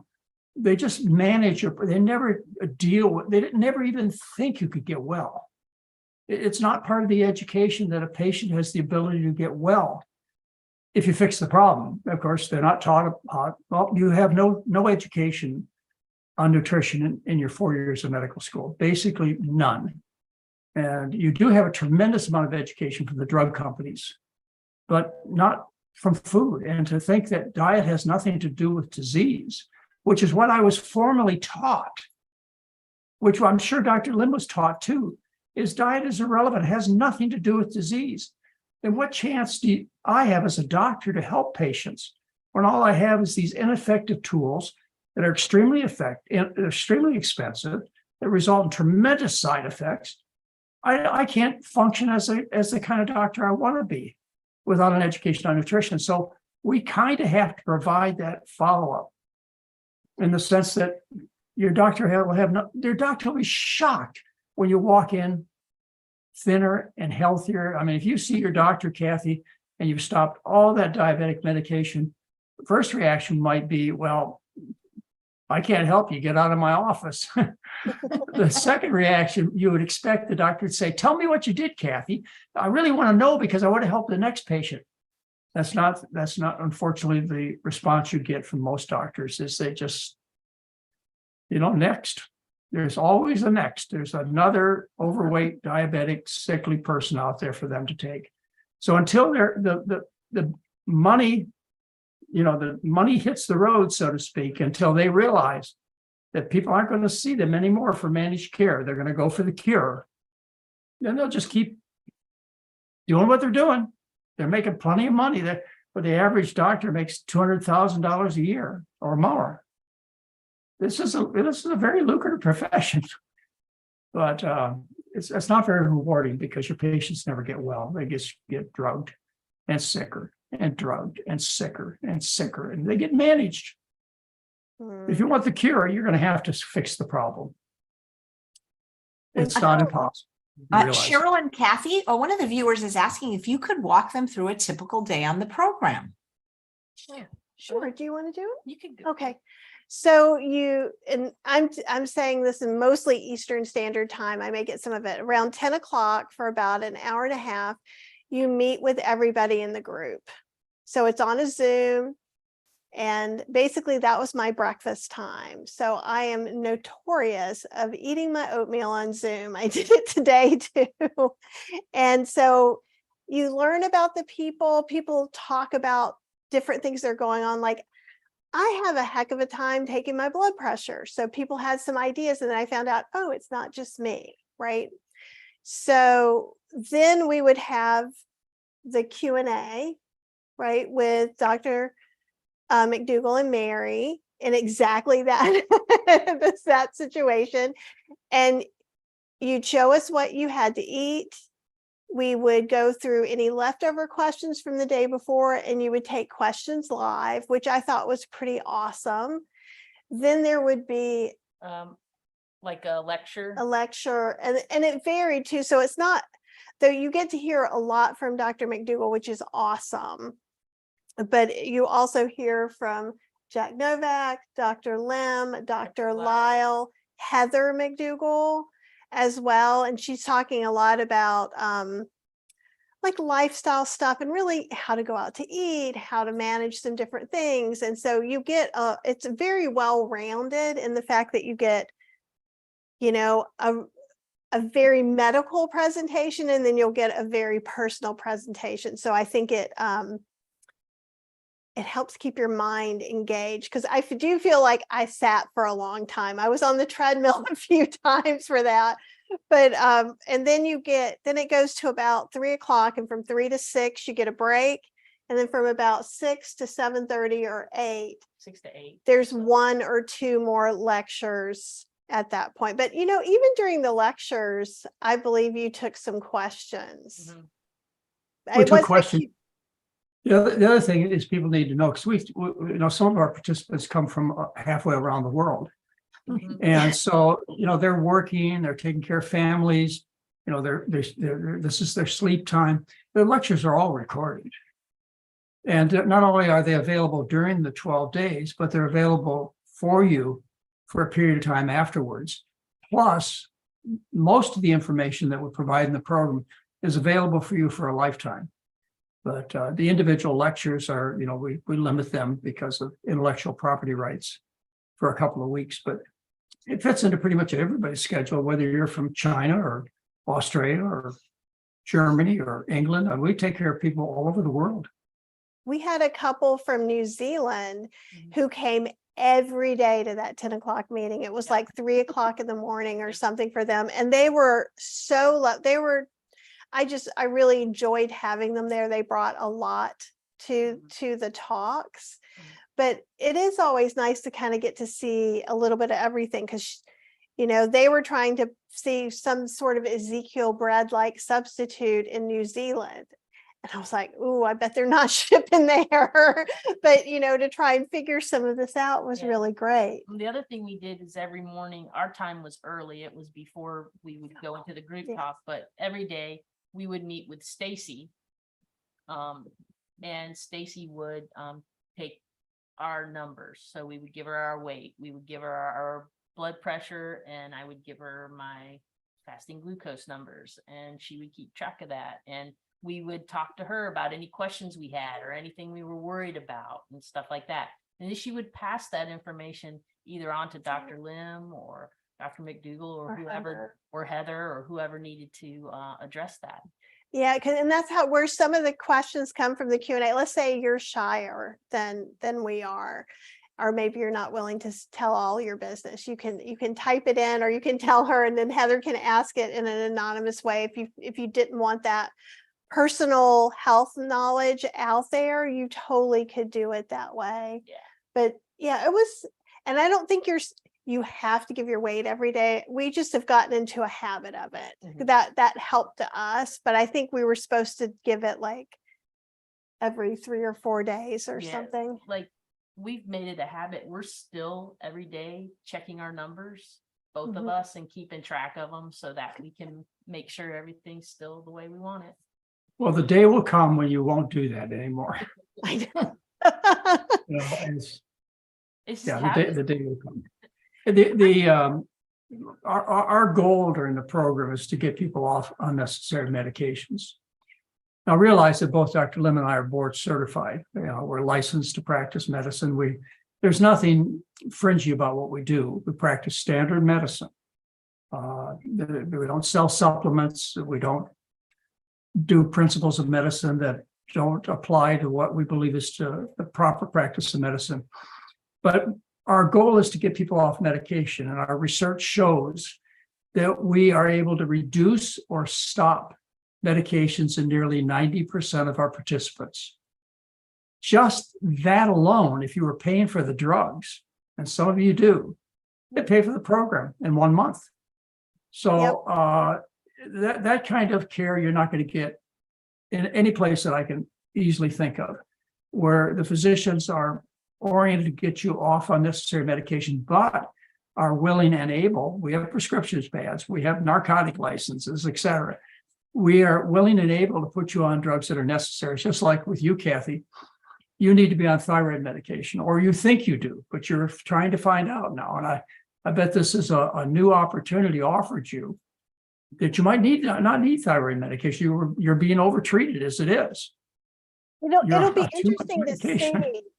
I'm going to be having a test. We just changed my medicine. So in 8 weeks from now, that's the only thing that makes me sad. So for those of you who don't know, I have Graves' disease. And when I was 19, I took the radioactive iodine, which always makes it go low. And also I used to eat like a cow. Like I was 94 pounds and I kept up with my football player boyfriend at the time. So like we go eat a triple burger and fries and pie and then go eat dinner, so it was a big swap. But over the years and getting older in the pandemic, I gained a lot of weight. It wasn't all from that, but my understanding, and Dr. McDougall, tell me if I'm off on this, as I lose weight, I'm going to need less synthroid, right? Well, I'm not sure if that's the case. You had the radioactive iodine, I-131 radioactive iodine, which destroyed your gland.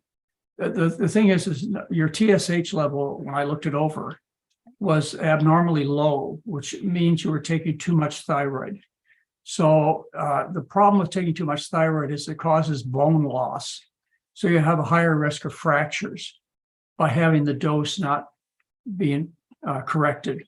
And so what Dr. Lim did for you is he either stopped or reduced the dose of thyroid supplement that you were taking. And what he'll do is check in somewhere between 3 and 6 weeks to see what your TSH level is, to decide to take another guess as to what your right dose is.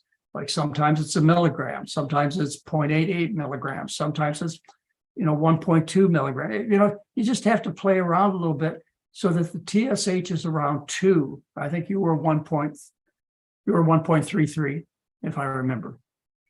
So anyway, you're in the process of getting proper medical management, which any doctor could and should do. I mean, this is not something that we'd only, it's standard practice to put you on the right dose. I'm sure if your doctor knew that your TSH was suppressed by taking too much thyroid, that your own private doctor would have corrected that. Yeah, I'm actually the one who told her. So we went ahead and got a test because there are 2 symptoms. The first one Cheryl recognizes because they get cranky and snippy. Super cranky. So something that maybe wouldn't irritate me as much normally, I'm much snippier about. And the other was we were out somewhere. I think it was the Wednesday night, you have the night off. So we were like, woo, we're going to go grocery shopping. It was like a big deal because you've just been sitting there. And I got really lightheaded and dizzy, and I've never passed out. So I say, this is how I think people who pass out must feel. Cause I'm like and I was like, I think that's a sign to me in the past that my thyroid dosage is too high. So we went ahead and tested, and I talked to both Dr. Lim and Dr. Stacy Bean, who's my doctor currently in Chapel Hill, and she's lovely. So I love the both of them, and I love having real medical knowledge available to me. So it's kind of been great getting all these details from you, Dr. McDougall, getting all that help from Dr. Lim. It's just been a game changer, really. Well, And we're very lucky because our general practitioner, she is one of those people where if she sees that your numbers are going in the right direction and she sees that you're healthier and you're happier, she's just going to be darn happy that we found something that works for us. So we're really unfortunately, I deal with, particularly when you get into the specialties, I deal with oncologists and cardiologists and diabetologists and, what should be well-educated doctors. And what I often am called upon to do is to, defend my patients. And for example, I have many people who are scheduled for heart surgery. And what I will do on occasion is I'll get on the phone and I'll talk to their cardiologist or their heart surgeon. And I'll say, why are you doing this? Show me the evidence. This is my patient. If you have evidence that you'll do my patient more good than harm, I'd like to see it. But right now, I'm holding a handful of scientific papers that say you'll do my patient more harm than good. About that time, they usually fire me or fire the patient. But the abuse that goes on, it's malpractice. For example, when it comes to heart disease, all the studies show that doing angioplasty on people with blocked arteries does not prolong their life. I mean, I could show you 18 papers. The competition, the one that's trying to get you to do the surgery, can show you none. I could go through all the literature, and I do with the people during the program, just so I'll have it available. But I'm willing to talk to your doctor about it in case your doctor missed some of the science.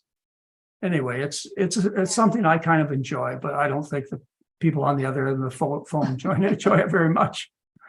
I'm not nasty. I really am not. I just excuse me. This is my patient. Please tell me how you're going to do them more good than harm. Show me the evidence. Well, they should come down. Well, I'm the specialist here. I said, well, tough. I've been around the block a few times too, buddy, or gal, or whatever your name is. Anyway, that's one of the more fun things I do. Dr. McDougall, somebody's asking if the program could be right for somebody who is, let's see, I think they had pancreatic, I'm finding it, they had pancreatic cancer and now they're here it is. Someone who just finished chemo for pancreatic cancer and is on insulin as a result. They're in bad shape for the chemo. Would your program at this time be right for them? Well, Steve Jobs. I don't know who you want to talk Why about. did Steve Jobs die? Yeah. My November 2011 newsletter. Steve Jobs died of pancreatic cancer.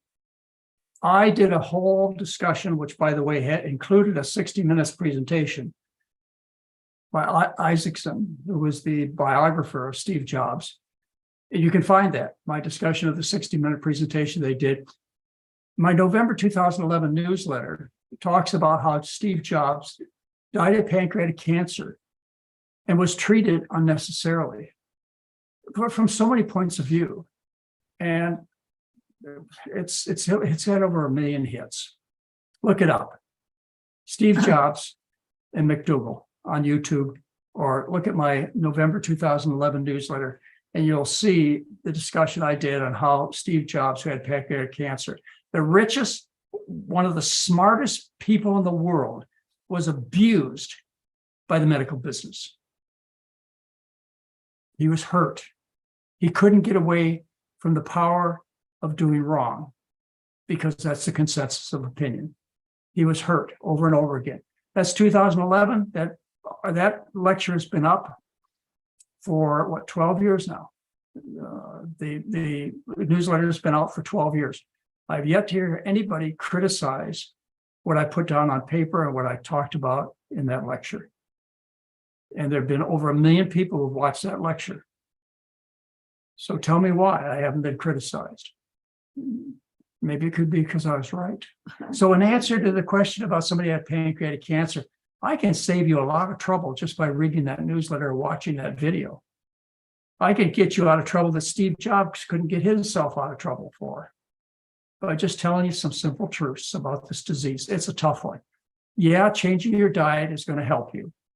Is it going to cure your cancer? Probably not. But you should be on a good diet regardless of what's wrong with you. If you have cancer, if you have heart disease, if you're missing one limb because it got blown off by a bomb, you should still be eating a healthy diet. Whatever, this is the diet of human beings. It's just like if you have a racehorse and the racehorse breaks its leg, you don't put him on cat food. Okay, there's a diet best for health and healing. It's called a starch-based diet with fruits and vegetables. So regardless of any other treatment you're given, you need to be on the best diet for health and healing, which is a starch-based diet. which I spent over a long time, for 4 decades, trying to convince you that I'm right. And, those who've tried what I had to say have been convinced on their own, just like Kathy and Cheryl. There's nothing like a personal experience. When you can stand back and say, it works for me, that's all the evidence you really need. Well, they're going to be one day. They're going to be Star McDougall or Dr. McDougall. I can already see the writing on the wall. Too, because they have each other too. Yeah, this is like a Hallmark movie. Everybody's crying. Dr. McDougall, there is a question from a viewer, and I know you've gotten this before, but not everybody has seen you before necessarily. How can I eat starches during the day if when I eat potatoes or legumes or even fruit, within 30 minutes, I'm looking for a bed to sleep the rest of the day? Well, that's not the experience of athletes. The marathon and triathlon winners, as far back as 40 years ago, have been people from Ethiopia and Kenya. What are they eating with their potatoes? I don't know. Well, I was see, just going to get to the starch part. No, that could make a difference in what they're eating with their potatoes. It could. I think what's happening is people were told that they need to have protein to have strength. And so psychologically they go, well, I'm not eating a high protein food, I'm eating potatoes, so I'm supposed to be fatigued. Athletes these days actually choose potatoes because potatoes have a high glycemic index, so they can put sugar back in their muscles and liver so they can run another race quickly. So what you're saying is something contrary to what the real world shows, and that is that you have more strength, more endurance, you're more active when you eat a starch-based diet. The world athletes prove it.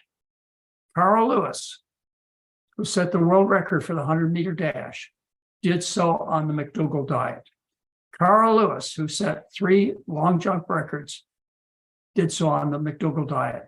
Carl Lewis, who won relay races in his 30s, did so on the McDougall diet. So if Carl Lewis can be active and be the world-class runner that he has been, athlete he has been, I bet you can make the adjustment too. It's psychological. I wouldn't mind adding one thing, because a friend of mine was saying something to me, because she was like, I could never eat 2 bowls of oatmeal, so maybe I can't do the McDougall diet. And I said, maybe what you need to do is kind of suspend your belief or disbelief in things, because you don't know what your body feels like on the McDougall diet. Because like what Mary said, what are you eating with those potatoes, right? So if you're doing the right McDougall thing, maybe you don't feel tired then too. I just want to kind of put that out to people, because I think we make these assumptions. Like I can make a lot of assumptions about what it would feel like to be a runner, but I'm not a runner, right? I assume my knees would get a little sore. I assume all these things, but until I go running and I know what it's like, I don't know. Same thing with eating this McDougall diet, because it really, Kathy, I think you hit on an important point that I missed. And that is, if you're not eating enough food, you're tired. So if you're eating the same size plate of food that you used to eat, you're going to be tired. If you eat 2 or 3 times as much food as you used to eat, then you're going to win the marathon or the triathlon. You're going to be at your peak. You have to eat more food. Being hungry, not getting enough calories in, the body resorts to fatigue. You're tired because you're not eating enough food. It wants to preserve what calories are available. It's a natural reaction. So I think that I missed that, and you got it right, Kathy. I don't know that you've missed that. I think that I just know sometimes people need to get things explained to them even smaller than you think they do. All right. Hey, listen, Mary knows this. She's done recipes before. When you're doing a recipe, you really have to say tiny things that you think you don't need to say. You sure do. Well, I think you've done a great job at conveying for people an important message, and that is, they have a choice. You can live the next 30 or 40 years overweight on diabetic medication, having your liver fail and continue to fail, or you can get your health back. doesn't cost anything, or it doesn't have to. You cut your food bill by 60 to 80% Mhm. and give you everything you're looking for. It's the food. You could prove it to yourself in 12 days. We'll help you during our 12-day program, or just take 12 days out of your life and prove it. You can do anything for 12 days. You could probably even go without eating for 12 days, but we offer you a better option. And you've really done a nice job, both of you. I want to thank you for giving a common touch to our program and helping people understand what we're really trying to do and what we're all about. I want to thank you very much. Now, Mary and I have to get on to our exercise program. We actually, seriously, this is something I've never told people before, but it's not like I've been trying to hide it. We actually have a person who works with us on a personal basis and helps us with our exercise. And she's made a huge difference in our lives. So again, I try not to de-emphasize the importance of exercise, but I just want you to know, if you're not ready to incorporate that kind of activity in your life, it's the food. Fix the damn food, and you'll get the results you want. You'll get off the drugs, you'll lose the weight, the balls will work good. It's the food, and you can add a little bit of exercise too. But Dr. anyway, McDougall, I know you have to leave, but two very quick questions from viewers. Do you ever offer any specials like 2-for-1, or maybe people that live in the same house? we've not done that. I think we have a companion rate. Do we have a companion rate? I don't know. Yeah, Kathy and do. Cheryl. Yeah, So we have so a companion- when I signed up, you could actually do a friend or family rate. You get emailed it so that you can do it for one price, and then it's a third off for additional people. Great. Yeah. Pretty So we figure, as I say, we like this, we of course have to make a living, just like everybody else. And we feel that we have the right price, but it's free. It's on the website. It's basically everything I know, I've either put on video or I've written it down on the website. So it's all there for you. It's just that we'd like to help you. And we'd like to help you get through the tough parts, get you off your drugs that you don't need, give you a great start. And we're always going to be there for you too. And that's the important thing to understand. And that's easier with help. Yeah. Yes. It's easier with help. Yeah, I could do my taxes this year by getting a book and reading it, but I'm not gonna. I'm gonna hire a CPA, So let us do some of the hard work. Dr. McDougall, Linda, who's watching live, says she has a client who's not losing over 10 pounds after a year on the McDougall diet. Are some people genetically not able to lose extra weight? And it sounds like she has 40 pounds to lose. Well, I get to ask this quite often. First of all, I think we failed you as far as conveying the message, because I don't believe the program fails people. And the evidence I've given you a couple of minutes before, and that is, before 1980, you saw 2 billion Asians. Nobody was overweight. All right. Many of these people didn't exercise. Most of them have emotional problems, difficulty paying the bills. They have trouble getting along with their kids and their spouses and so on. But because they ate a diet that was 90% starch, nobody was overweight. They had no heart disease, breast cancer, prostate cancer. These diseases are only since they changed to the Western diet in Asia. So initially, when people start the program, first of all, let me emphasize, I don't think we've conveyed the message properly to this person. So we need to try harder. Second of all, people can gain some weight when they first start the program. It's because of the pain associated with dieting. They're starving. Their body says, I need to prepare for the next famine. It's coming. I know it's coming because that's what you've been doing to me. Several times a year, you've been starving me. So you overeat. The second reason that people gain weight when they first start the program is they're glycogen deficient. They've either starved and burnt their glycogen stores, or they've been on low carb diets and burnt off their glycogen stores. Glycogen is the sugar that's stored in your liver and muscles. You store 2 pounds of glycogen in your liver and muscles on average. For every molecule of glycogen, there are 2.4 molecules of water. Okay, you could do the math. That means when you replenish your glycogen stores, having been on a low carb diet or starving, you're going to gain 2 pounds of glycogen plus another 6, 8 pounds of water. So yeah, you're going to regain weight, but it's water weight, it's glycogen weight, it's invisible weight. So, don't get discouraged. You got to give the program at least 12 days and you've got to do it right. And I can't imagine that it would fail anybody. It's just like I can't imagine somebody who smokes cigarettes quitting and not having benefits in their lung function, or a hardcore drunk. Now, when you stop the booze, they always get better, don't they? But there's been damage we've done to ourselves in the past that catches up with it. And I want you to think about that too. It's not like you followed the McDougall diet since birth. You've been testing the limits of survival for 3, 4, 5, 6 decades. Give yourself a little bit of time to heal. How much time? Well, the healing is evident in 4 to 7 days. You'll see it within 4 to 7 days. The joints stop hurting so much. The balls start working good. The greasiness of your hair and skin decrease in 4 to 7 days. By 4 months, you will have achieved as much as the McDougall program is going to give you. Okay? So if you have Except for weight loss. Except for weight loss. Yeah, thank you, Mary. So if you come to us with an inflammatory arthritis, rheumatoid, lupus, psoriatic, etc., or other autoimmune diseases or diabetes or whatever, within 4 months, you'll have seen the results and probably accomplished everything you're going to accomplish, except for the weight loss. The weight loss, when it comes to diabetes, you really have to get down to trim weight, except obviously in Cheryl, you don't have to do that. She's already to the point of stopping all her diabetic medication. It happens quickly. It happens so quickly, you can hardly believe it, but there's a reason for it. And that is you have a body that has a miraculous ability to heal. Give it a chance. Starch-based diet with fruits and vegetables. Thank you. Thank you, Chef AJ. Thank you, Cheryl. Thank you, Kathy.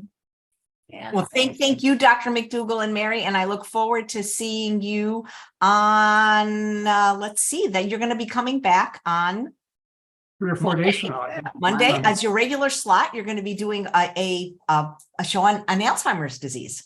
I'm going to be talking about Alzheimer's. I just submitted a letter to the editor to the Journal of the American Medical Association. I think it's been accepted. So I'm going to be talking about Alzheimer's in terms of the new drugs that have come out and how harmful they are and how there's a better way to deal with Alzheimer's. But in the meantime, this Saturday, we actually have a 2-hour session, or maybe 3 hours, on diabetes. And then the next Saturday, we're doing our heart disease. The next Saturday on cancer. The next Saturday on aspects of nutrition. So we've got a series of lectures going on right now that some of you may want to join. We've already done the first lecture, which was last Saturday. And we have another program coming up. Because we're busy with the award ceremony in Palm Desert. And because we're busy with these educational programs, so we're not running another 12-day program until probably October, and I can guarantee it'll be filled up long before that. So, if you're interested, now's the time to at least let us know. Anything else you wanted to say, Mary? No, that's it. All right.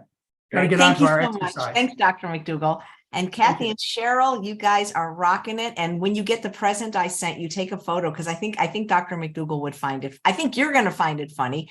And it's a useful gift, but it's kind of a joke gift at the same time. And I was hoping to show it on the air, but that's okay. Kathy, you'll be back next month for the regular Kathy Hester's Kitchen. And we'd love to see how you've maybe either revamped some of your recipes or just doing it all McDougall style. This has just been so wonderful. Thank you guys, and congratulations. And thank you, Chef AJ, for just being such a good friend and a good support system. And I really do feel like I got into the McDougall program and Cheryl got healthier because of you and your kindness. Thank you. And I didn't push it. That's the thing. No. It's like, it was always in the back of my head, but like, what am I going to do? Say, hey, it's just, that's why I really believe when the student's ready, the teacher appears, and you had to do what you had to do to get to where you are, and so you can be where you are, But you're awesome. And it's always a pleasure to be on your show, but it's even more of a pleasure to be your friend. Oh, So you are just the best. And Kathy, what do you think of my idea though? Seriously, now that Dr. McDougall's gone, you can either, you're a recipe creator, so it'd be no problem for you to create new recipes, but you have like 11 books, right?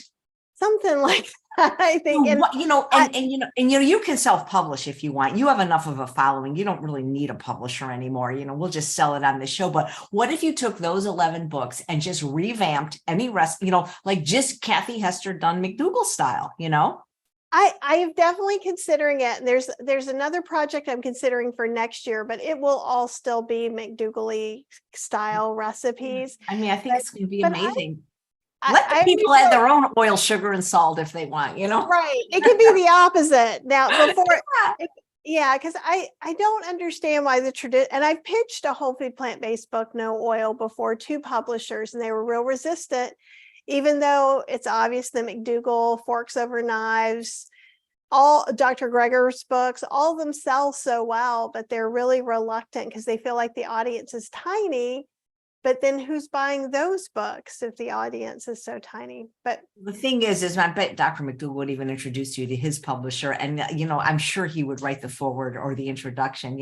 I think it'd be great. I'll start thinking of a clever title now because because Kathy does McDougall does not. That sounds more like a movie that it doesn't sound right for a book, but the idea is we will start thinking about that. And I'm so happy to see you guys next September, but even before that, I'll see you on I think it's September 6th for the next installment of Kathy Hester's Vegan Kitchen. well, thank you so much. And thanks everybody. And again, if anybody has some other questions about the McDougall program, obviously Chef AJ, watch some stuff on McDougall, but you're also welcome to ask me some questions. If you're asking me just the general thing, do I think it's worth it? I'm just probably going to start emailing back. Yes, because it is.